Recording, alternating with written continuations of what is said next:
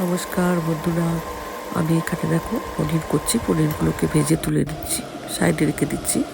দিয়ে এখানে টমেটো, কাজু, আদা বেটেছি সেটা ওখানে দিয়ে দিলাম।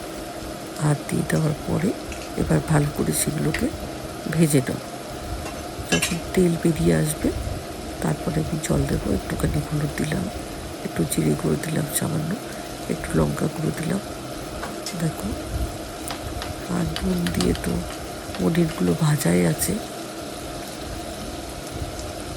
তাও সামান্য একটু ঝোলের জন্য নুন দিলাম, চিনি দিলাম একটু সামান্য, জল দিয়ে দেবো। এবার মিশিয়ে নিই মশলাগুলো। সামান্য একটু মটর দিলাম, গ্রিন মটর।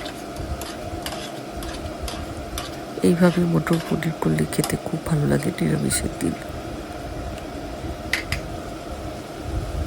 আঁচটা বাড়িয়ে দিলাম, একটু ভাজাটা হবে তাই। একটু গরম মশলা দিয়ে দিলাম, হয়ে গেল আমার পনির।